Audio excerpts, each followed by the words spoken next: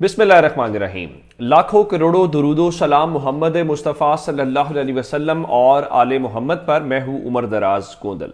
یہ ایک حقیقت ہے کہ عمران خان اور تحریک انصاف کے جن لوگوں کے اوپر عمران خان کو یقین تھا، انہوں نے اس وقت میں، جب ظاہر ہے کہ ایک مشکل وقت ہے، دباؤ ہے، یا یہ کہا جا رہا ہے کہ آپ اپنی وفاداری تبدیل کر لیں، ان کو مایوس کیا ہے، جس میں بہت ساری مثالیں دی جا سکتی ہیں۔ عمران خان نے ایون نام دیا تھا، اور وہ نام کیا تھا؟ وہ نام مثال کے طور پہ عمران خان نے کہا کہ اگر مجھے نااہل کر دیا گیا،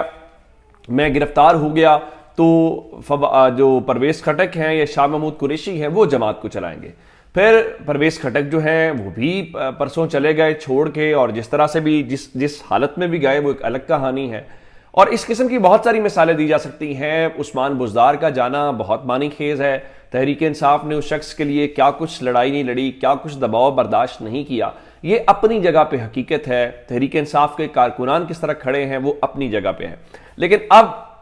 یہ تاثر دینا کہ تحریک انصاف ریت کی دیوار ثابت ہوئی ہے، اور باقی جماعتیں جس میں پیپلز پارٹی اور مسلم لیگ نون ہے، انہوں نے جس طرح سے مزاحمت کا سامنا کیا، جس طرح سے دباؤ کا سامنا کیا، وہ تو بہت مثالی تھا، اور تحریک انصاف بالکل ایک ناکام سی جماعت ثابت ہوئی ہے۔ پھر رات کو شاہ زیب نے شو کیا، یا میڈیا کے اندر یہ تاثر قائم کرنے کی کوشش کی جا رہی ہے جس طرح اس پارٹی کو بنایا گیا تھا اسی طرح اس پارٹی کو بکھیر دیا گیا ہے، تو ایسا ہے۔ لیکن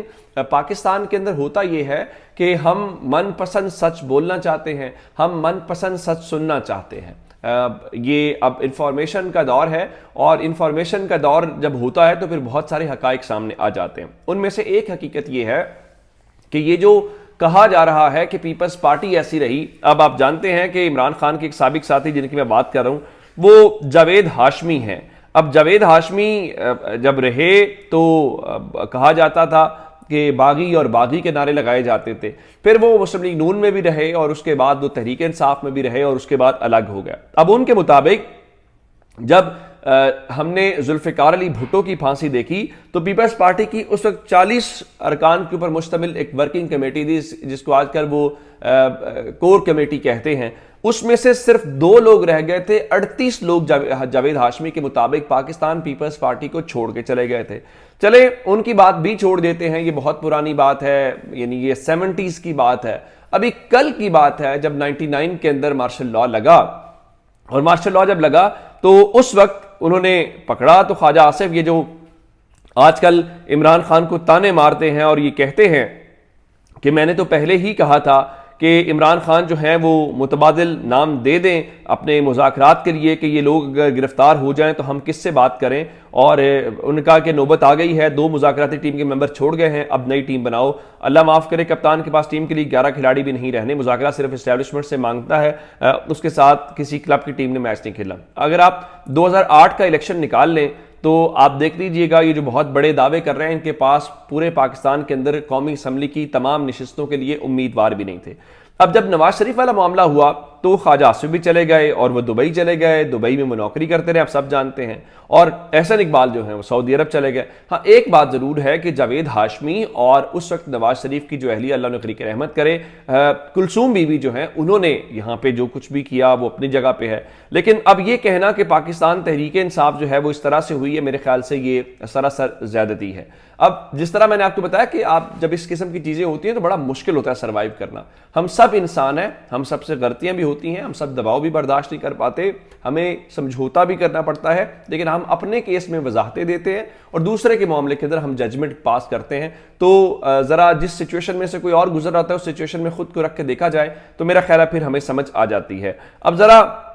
جبران ناصر والی مثال لے لیجئے۔ جبران ناصر جو ہیں وہ ہر بار لوگوں کے لاپتہ ہونے کے اوپر یا دیگر معاملات کے اوپر آواز اٹھاتے رہے ہیں، اور اب وہ خود جو ہیں وہ لاپتہ ہو گئے، جس کے بعد وہ واپس گھر پہنچ گئے ہیں۔ رات کو انہوں نے میڈیا سے بات کی، ان کا پاکستان کے اندر لاپتہ ہونا کوئی نئی بات نہیں ہے، لیکن اب ذرا ایک اور بات میں بار بار کہہ رہا ہوں کہ میں جبران کے اس لاپتہ ہونے کی مذمت کی، میں اس کے بھی خلاف تھا، اس کے گھر آنے پہ خوش بھی ہوں، لیکن پاکستان کی اشرافیہ اپنے لوگوں کو، یعنی اشرافیہ سے مراد جبران ناصر ہے، اشرافیہ سے مراد شیریں مزاری ہیں، ان کو لے کے اشرافیہ نے کیسے ریئیکٹ کیا، اور عام غریب لوگ کے لیے ہم کیسے ریئیکٹ کر رہے ہیں، یہ اپنی سٹوری ہے۔ اچھا، اس سے آگے آپ چلتے ہیں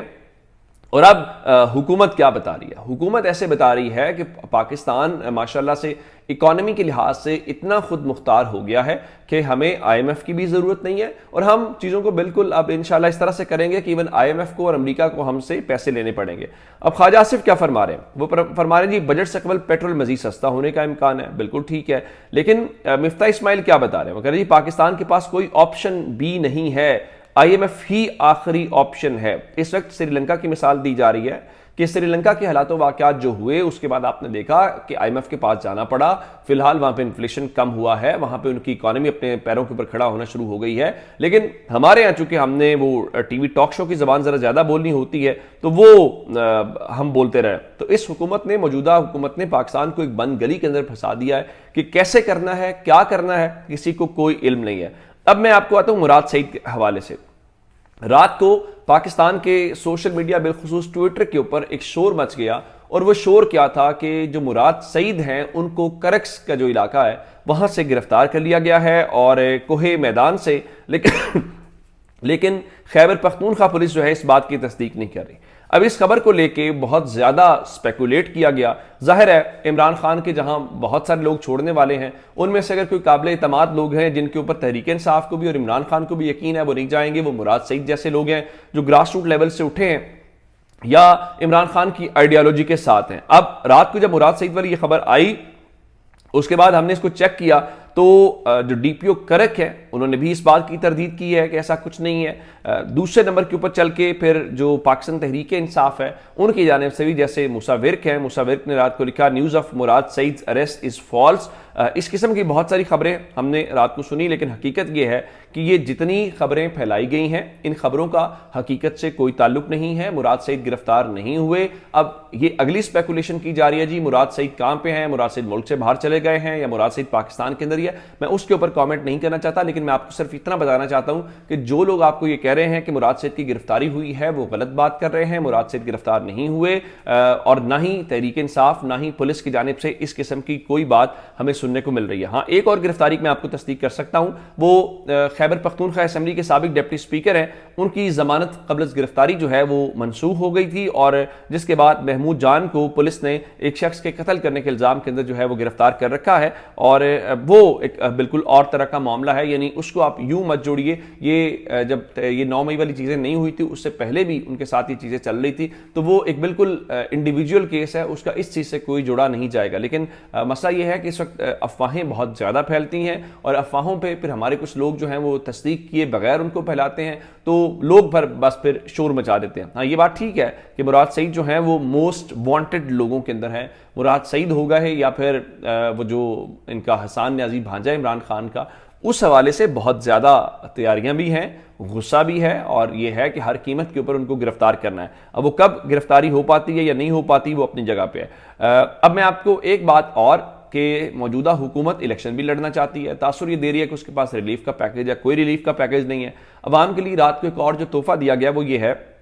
ملک بھر میں صارفین کے لیے گیس کی قیمتوں میں اوسطاً 45 سے 50% اضافے کی منظوری دی گئی ہے۔ یعنی اگر لوگوں کے پاس آلریڈی گیس آ ہی نہیں رہی اور جب آ رہی ہے تو اس کی قیمت میں بھی آپ نے اضافہ کر دیا ہے، تو اس کا مطلب کیا ہے؟ اس کا مطلب بہت واضح ہے کہ آپ عوام کے اوپر مزید بوجھ ڈالنے والے ہیں، ان کو ریلیف دینے کا کوئی سوال ہی پیدا نہیں ہوتا۔ آپ جتنا مرضی کہہ رہے ہیں کہ پیٹرول سستا ہو جائے، پیٹرول سستا ہونے سے پاکستان میں ہر چیز سستی نہیں ہوتی، اور اس کا براہ راست پاکستان کے غریب عوام کے اوپر اثر پڑتا ہے۔ یہی وہ وجوہات ہیں جس کی بنا کے اوپر یہ الیکشن میں بھی نہیں جانا چاہتے، اور یہ پھر یہ بھی کہتے ہیں کہ ابھی تو حالیہ الیکشن کو آپ بھول جائیں، ہم اکتوبر میں بھی الیکشن نہیں کروائیں گے، لیکن بقرے کی ماں آخر کب تک خیر منائے گی، کبھی نہ کبھی تو آپ کو عوام کے پاس جانا ہے۔ تو یہ اب تک کی اپڈیٹس تھی، اپنا بہت سارا خیال رکھیے گا، مجھے اجازت دیجیے گا، خدا حافظ۔